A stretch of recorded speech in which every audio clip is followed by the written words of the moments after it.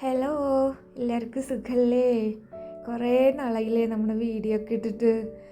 അപ്പോൾ ഇന്നൊരു special healthy ചപ്പാത്തിയാണ് കേട്ടോ.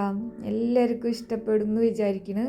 ചപ്പാത്തി ഇതുപോലെ നോക്കാത്തവരുണ്ടാക്കി നോക്കിക്കോ. നല്ല സോഫ്റ്റായിട്ട് റാഗിയും കപ്പലണ്ടിയും ഒക്കെ ചേർത്തിട്ടുള്ള അടിപൊളി ചപ്പാത്തിയാണ് കേട്ടോ. അപ്പോൾ അറിയാലോ, ഇത് ചേർത്ത സാധനങ്ങൾ കേട്ടാൽ തന്നെ അറിയാലോ. അപ്പോൾ അതെങ്ങനെ ഉണ്ടാക്കണമെന്ന് നോക്കാം നമുക്ക്.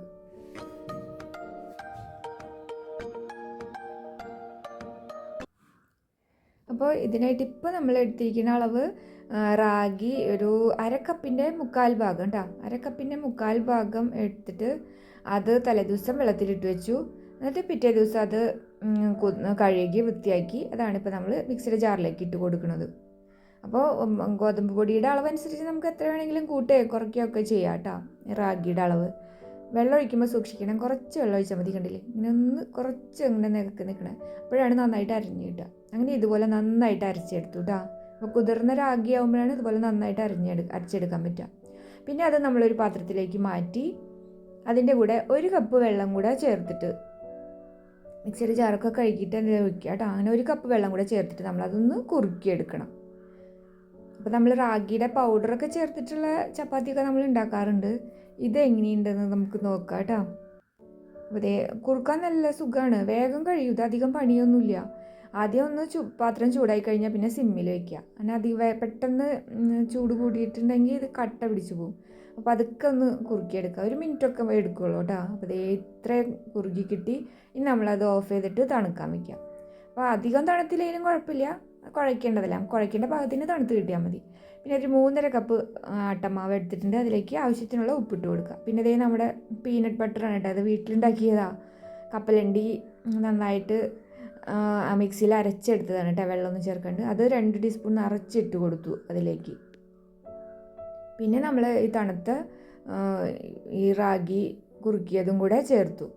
ഇനി സാധാരണ പോലെ തന്നെ നന്നായിട്ട് ഇങ്ങനെ മിക്സ് ചെയ്യുക. ആദ്യം ഇത് എല്ലാതും കൂടെ മിക്സ് ചെയ്യാം. അതിന് ശേഷം നമ്മൾ നോക്കിയിട്ട് വെള്ളം ഒഴിച്ച് കൊടുത്താൽ മതി കേട്ടോ. അപ്പോൾ 1 കപ്പ് വെള്ളമാണ് എടുത്ത് വെച്ചത്. അതിങ്ങനെ കുറേശ്ശെ ഒഴിച്ച് കുഴച്ചെടുക്കുക. റാഗി ചേർക്കണതും കപ്പലണ്ടി ചേർക്കണതും ഒക്കെ അതിൻ്റെ ഗുണങ്ങളൊന്നും ആർക്കും പ്രത്യേകിച്ച് പറഞ്ഞു തരണ്ടല്ലോ, എല്ലാവർക്കും അറിയാമല്ലോ.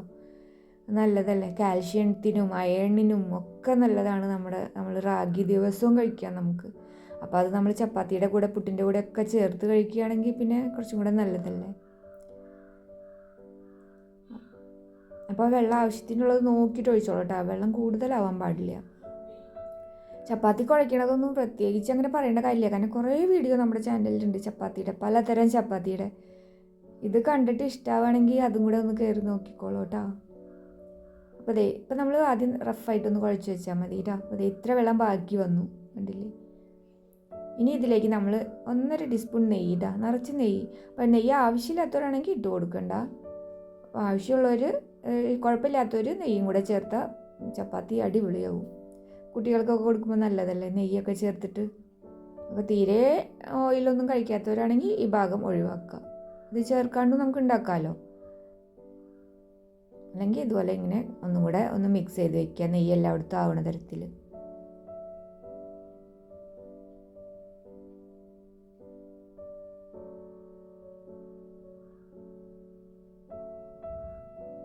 ഇങ്ങനെ റഫായിട്ട് ഇങ്ങനെ കുഴച്ച് വെച്ചാൽ മതി കേട്ടോ. അങ്ങനെ മൂടി അവിടെ വെക്കുക. ഇനി അരമണിക്കൂറോ 15 മിനിറ്റോ എത്ര കഴിഞ്ഞിട്ടായാലും നമുക്ക് ഉണ്ടാക്കിയാൽ മതി. ഇതിപ്പോൾ ഒരു 20 മിനിറ്റൊക്കെ കഴിഞ്ഞു കേട്ടോ. അത് കഴിഞ്ഞ് കറി ഉണ്ടാക്കി വന്നിട്ട് വീണ്ടും അത് ഒന്നും കൂടെ നന്നായി ഒന്ന് കുഴച്ചെടുക്കുക. അപ്പോഴേക്കും കണ്ടില്ല, ആദ്യത്തെക്കാൾ നന്നായി സോഫ്റ്റായില്ലേ.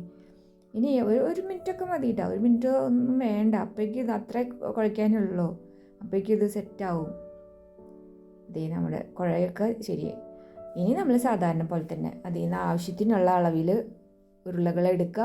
എത്ര വലിപ്പമാണ് വേണ്ടതെന്ന് വെച്ചാൽ ചപ്പാത്തിയുടെ വലിപ്പത്തിനനുസരിച്ചിട്ടുള്ള ഉരുളകൾ എടുക്കുക.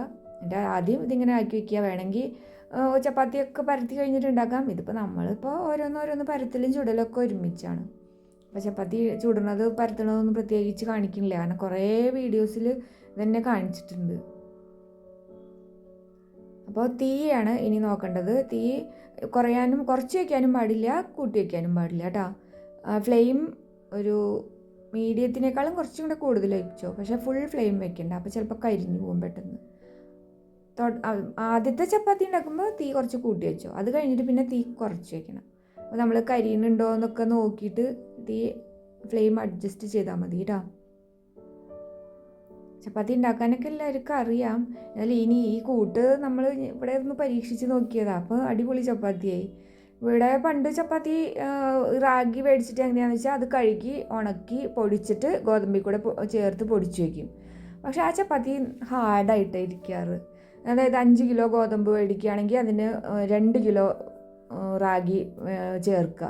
അതൊക്കെ കഴുകി ഉണക്കിയിട്ടാണ് കേട്ടോ, എന്നിട്ട് പൊടിപ്പിച്ച് കൊണ്ടുവരും മില്ലിൽ. അതുകൊണ്ട് ചപ്പാത്തി ഉണ്ടാക്കാറുണ്ട്. പക്ഷേ അതിനേക്കാളും സോഫ്റ്റാണ് ഇതുപോലെ കുറുക്കിയിട്ട് ചേർത്തിട്ട് ചപ്പാത്തി ഉണ്ടാക്കിയപ്പോൾ. കണ്ടില്ലേ, നന്നായിട്ട് പൊള്ളച്ചൊക്കെ വന്നിട്ടുണ്ട്. എത്ര നേരം, വൈകുന്നേരം വരെ ഇരുന്നാലും നല്ലത് തന്നെ ഈ ചപ്പാത്തിയിട്ടാ.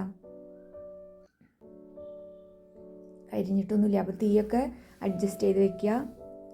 പിന്നെ ഈ ചപ്പാത്തി എന്ന് പറഞ്ഞാൽ തണുത്ത് കഴിഞ്ഞിട്ടുണ്ടെങ്കിൽ നമുക്കൊരു നല്ല പാൽ ഇത്തിരി കൂടുതൽ ഒഴിച്ചിട്ട് മധുരം ഇത്തിരി കൂടുതൽ ഇട്ടിട്ടുള്ളൊരു കടുപ്പത്തിലൊരു ചായ, അതിൽ ഈ ചപ്പാത്തി ഇങ്ങനെ റോൾ ചെയ്തിട്ട് മുക്കി കഴിച്ചാൽ സൂപ്പറാണ്. അപ്പോൾ വീഡിയോ കണ്ടിട്ട് ഇഷ്ടപ്പെട്ടെങ്കിൽ ലൈക്ക് ചെയ്യുക, കമൻറ്റ് ചെയ്യുക, സബ്സ്ക്രൈബ് ചെയ്യുക. ഇനി അടുത്തൊരു വീഡിയോയിൽ ഒരു സിമ്പിൾ റെസിപ്പി ആയിട്ട് നമുക്ക് വീണ്ടും കാണാം. ബൈ.